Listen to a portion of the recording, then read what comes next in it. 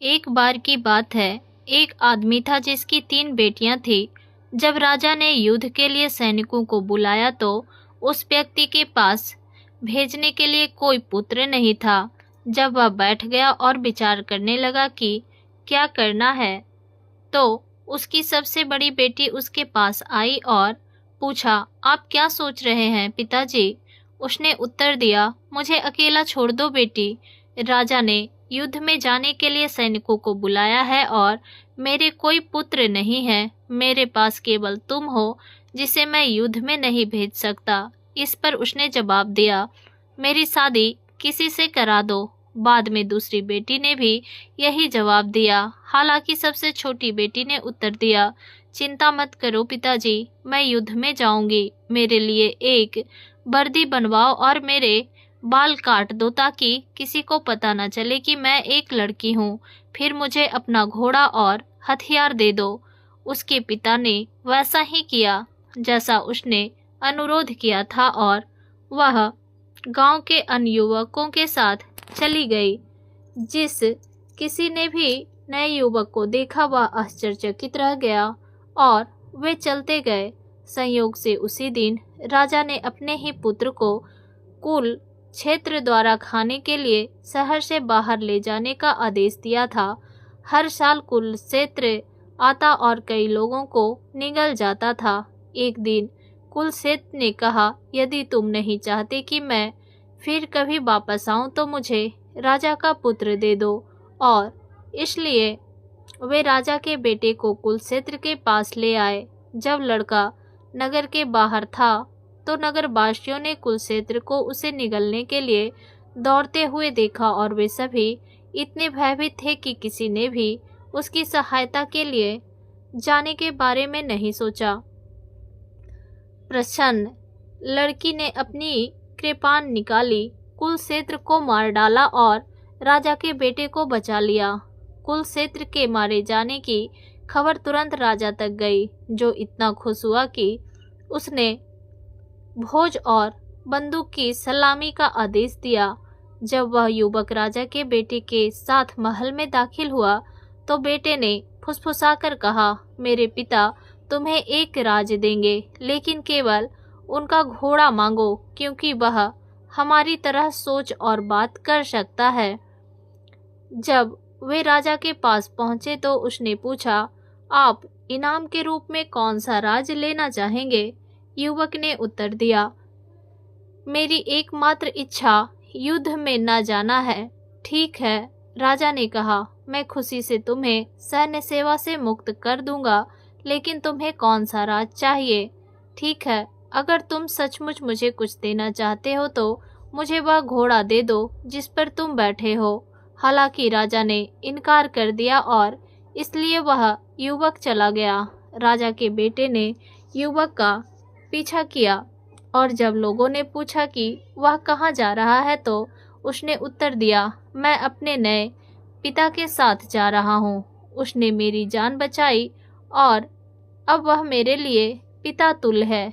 मेरे असली पिता मेरी अधिक परवाह नहीं करते, उनके लिए अपने पुत्र से अधिक उनका घोड़ा है, तो मेरे लिए प्रस्थान करना ही अच्छा है। जब राजा ने अपनी बेटी की बात सुनी तो उसने अपना मन बदल लिया। वे उस युवक के लिए घोड़ा ले आए और उस पर एक सुनहरी काठी रख दी। वह युवक, हालांकि वह वास्तव में एक लड़की थी, हम उसे यही कहेंगे, घोड़े पर सवार हुआ और दूसरे राज्य की ओर चला गया। जब वह वहां पहुंचा तो उसने एक खंदक के सामने लोगों की भीड़ खड़ी देखी। युवक के घोड़े ने दूर से भीड़ देखी और अपने मालिक से पूछा, हे प्रभु, क्या आप देख सकते हैं कि वे क्या कर रहे हैं? मैं उन्हें ठीक से देख सकता हूँ, लेकिन मैं समझ नहीं सकता कि क्या हो रहा है। घोड़े ने उत्तर दिया, राजा ने यह खाई इसलिए खुदवाई है क्योंकि वह अपनी बेटी की शादी उससे कराना चाहता है जो व्यक्ति अपने घोड़े के साथ खाई कूद सकता है और सेब पकड़कर सकता है। वह राजा की बेटी को अपनी पत्नी बना सकता है। हालांकि ऐसा लगता है जैसे अभी तक कोई भी सफल नहीं हुआ है। मैं खाई पर कूद जाऊंगा, तुम बस रुको, कसकर डरो मत और सेब पर नजर रखो। जब मैं कूदूंगा तो खाई के किनारे पर ठोकर खाऊंगा, इसलिए मेरी अयाल पकड़ो और रुको। जैसे ही वे बात कर रहे थे, घोड़ा पास आया, फिर वह खाई की ओर दौड़ा और उस पर छलांग लगा दी। जब वह दूसरी ओर पहुंचा तो उसका एक पैर लड़खड़ा गया। युवक ने अयाल पकड़ लिया और घोड़ा फिर से हवा में उछल गया ताकि युवक सेब पकड़ने में सक्षम हो सके। हर कोई आश्चर्यचकित था क्योंकि कई लोगों ने खाई को कूदने की कोशिश की थी, लेकिन कोई भी सेब को पकड़ने में सफल नहीं हुआ था। राजा ने तुरंत विवाह की व्यवस्था की और अपनी बेटी का विवाह कर दिया। जब विवाह समारोह समाप्त हो गया तो दूल्हा और दुल्हन सोने चले गए। हालांकि वो दोनों लड़कियां थी। अगली सुबह, जैसा कि प्रथा है, पत्नी से पूछा गया कि उसने रात कैसे बिताई। कुछ नहीं हुआ, उसने जवाब दिया। दूसरी ओर तीसरी रात भी वैसी ही थी। दरबार में लोगों ने फैसला किया कि उन्हें उस युवक को मार डालना होगा, लेकिन किसी तरह उन्हें उस पर दया आ गई। मुझे पता है कि क्या करना है, एक दरबारी ने कहा। हम उसे लकड़हारे के पास भोजन लेने के लिए जंगल में भेज देंगे। जंगल में एक कुलक्षेत्र है जो आएगा और उसे खा जाएगा। हालांकि दूल्हा दरवाजे के पीछे खड़ा था और उसने सब कुछ सुन लिया। वह अपने घोड़े के पास वापस गया और निराश होकर बैठ गया। आप अत्यधिक दुखी क्यों हैं? घोड़े से पूछा। मुझे दुखी क्यों नहीं होना चाहिए, उसने उत्तर दिया। राजा मुझे जंगल में भेजना चाहता है ताकि कुलक्षेत्र मुझे खा जाए। डरो मत, घोड़े ने घोषणा की।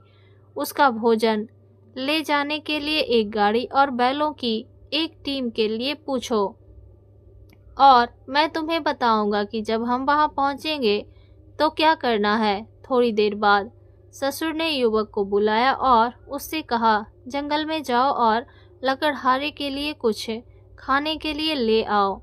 ठीक है, युवक ने उत्तर दिया, लेकिन मुझे भोजन ले जाने के लिए एक गाड़ी की आवश्यकता होगी। अतः उन्होंने उसे वह दिया जिसकी उसे आवश्यकता थी और वह चला गया। रास्ते में घोड़े ने उसे समझाया, जब हम जंगल के बीच में पहुंचे तो बैलों में से एक को छोड़ दो और लकड़हारे को बुलाओ। कुलक्षेत्र तुम्हारी बात सुनेगा और तुम्हें खाने के लिए दौड़ेगा, लेकिन चिंता मत करो, उसे पकड़ लो। इसे कान से पकड़कर जुए में डाल दो। घोड़े ने अभी अपनी बात पूरी ही नहीं की थी कि उन्होंने खुद को जंगल के बीच में पाया। युवक ने एक बैल छोड़ा और लकड़हारे को बुलाया। कुलक्षेत्र ने उसे पुकारते हुए सुना और उस पर हमला कर दिया, लेकिन युवक ने उसे कान से पकड़कर और बैल के स्थान पर जुए में डाल दिया। तब वे शीघ्रता से राजा के पास लौट आए। जब नगरवासियों ने कुलक्षेत्र को जुए के नीचे देखा तो वे भयभीत हो गए और अपने घरों में छिप गए। फिर घोड़े ने युवक से कुलक्षेत्र को छोड़ने के लिए कहा, जो उसने किया। दूल्हा और दुल्हन फिर से एक दूसरे के साथ सोए, लेकिन दुल्हन ने स्वीकार किया कि उसने उसी तरह रात बिताई थी जैसे उसने दूसरों के साथ बिताई थी। इस बार दरबारियों ने कहा, हम उसे उस जंगली घोड़े को पानी पिलाने के लिए भेजेंगे जो सभी जीवित प्राणियों को खा जाती है, वह उसे भी खा जाएगी। युवक ने फिर से सब कुछ सुना और निराश होकर अपने घोड़े के पास लौट आया, जिसने उससे पूछा कि वह इतना उदास क्यों है। युवक ने बताया, मैं कुलक्षेत्र से बच गया, लेकिन अब मुझे उस घोड़ी को पानी पिलाना है जो सभी जीवित प्राणियों को खा जाती है। डरो मत, घोड़े ने कहा, वह मेरी माँ है। बस राजा से 2 बाल्टी शहद मांग लो।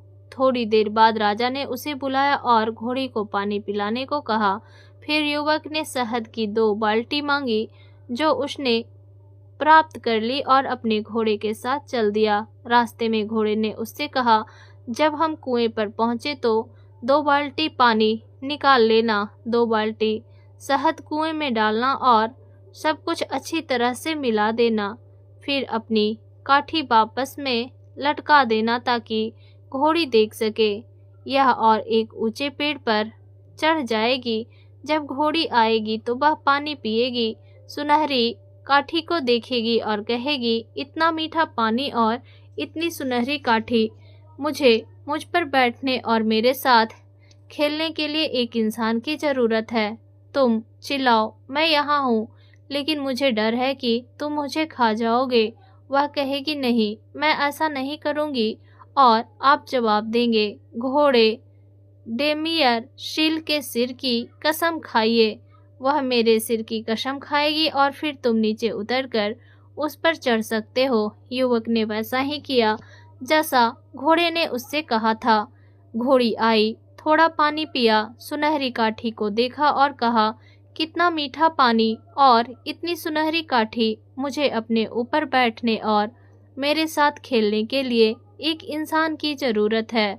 युवक चिल्लाया, मैं यहाँ हूँ, लेकिन मुझे डर है कि तुम मुझे खा जाओगी। नहीं, मैं नहीं करूँगी। घोड़े डेमिरल सिल की सिर की कसम खाओ। उसने कसम खाई और वह पेड़ से नीचे उतर गया, घोड़ी पर चढ़ गया और उसके साथ घूमने लगा। घोड़ी ने फिर कहा, अगर डेमिरल सिल यहाँ होता तो मुझे और भी खुशी होती। यहाँ मेरा साथ आपका बेटा भी है। युवक ने कहा, अपने घोड़े को बुलाया और वे सभी एक साथ मौज मस्ती करने लगे। थोड़ी देर बाद युवक और उसका घोड़ा शहर में लौट आए और घोड़ी भी उनके साथ चली गई। जब नगरवासियों ने जंगली घोड़ी को आते देखा तो वे उससे डरने के लिए उस पर चिल्लाने लगे, लेकिन घोड़ी नहीं गई। आखिरकार उसके बेटे ने उससे घर लौटने की विनती की और उससे वादा किया कि वह फिर से उसके साथ खेलने आएगा, और इसलिए वह चली गई। दूल्हा राजा के पास लौट आया और दुल्हन के साथ एक बार फिर सो गया। फिर कुछ नहीं हुआ। इस बार राजा ने युवक को शापों से भरे चर्च में कर वसूलने के लिए भेजने का निश्चय किया, जो 7 वर्षों से नहीं चुका रहे थे। युवक ने दरवाजे के पीछे से सब कुछ सुन लिया और निराश होकर अपने घोड़े के पास लौट आया। घोड़े ने पूछा, महाराज, आप इतने उदास क्यों हैं? इस बार मैं सचमुच मरने जा रहा हूँ। उसने उत्तर दिया, राजा मुझे सांपों से भरे चर्च में भेजने जा रहा है, चिंता मत करो। घोड़े ने जवाब दिया, घंटियों से ढकी एक बग्घी और पैसे ले जाने के लिए कुछ गधे मांगो। युवक ने वैसा ही किया जैसा घोड़े ने कहा था और उसके ससुर ने उससे कहा कि उसे चर्च जाना होगा। जब वे चले गए तो वे जंगली घोड़ी को अपने साथ ले गए और घोड़े और घोड़ी ने युवक को समझाया कि उसे क्या करना है। मैं और मेरी माँ, घोड़े ने कहा, दरवाजों की रक्षा करेंगे और जोर जोर से हिनहिनाएंगे। तुम सभी घंटियों के साथ खिड़की के माध्यम से चढ़ो और उन्हें बजाओ। तब सांप चिल्लाएंगे और पूछेंगे कि क्या आप देवता हैं? उन्हें यातना देने के लिए आए हैं। आप राजा का कर मांगना और कहना कि यदि वे कर नहीं चुकाएंगे तो भगवान उन्हें नष्ट कर देंगे। जब वे चर्च पहुंचे तो उन्होंने सब कुछ योजना के अनुसार किया। घंटियों और घोड़ों के शोर से सांप इतने डर गए कि वे पैसों का ढेर बाहर ले आए। जब तीनों घर जा रहे थे तो सांप उनके पीछे पीछे दौड़े और युवक पर हमला कर दिया, लेकिन उसे कोई नुकसान नहीं पहुंचा सके। तब उन्होंने उसे शाप देते हुए कहा, यदि तू, जिसने हमारा धन छीना है, लड़का है तो तू लड़की बन जाए, और यदि तू लड़की है तो तू लड़का बन जाए। और लड़की को अचानक यह एहसास हुआ, वह एक लड़के में बदल गई थी। वे राजा के पास लौट आए और जब दूल्हा और दुल्हन अगली रात सुबह उठे तो युवती से जब पूछा गया कि उसने रात कैसे बिताई तो उसने उत्तर दिया, आपको और कोई प्रश्न पूछने की आवश्यकता नहीं है, मैंने एक अद्भुत रात बिताई। दोस्तों, आपको मेरी कहानी कैसी लगी कमेंट करके ज़रूर बताइएगा, और अच्छी लगी हो तो लाइक शेयर, चैनल पर न्यू है तो चैनल को सब्सक्राइब भी कीजिएगा। धन्यवाद।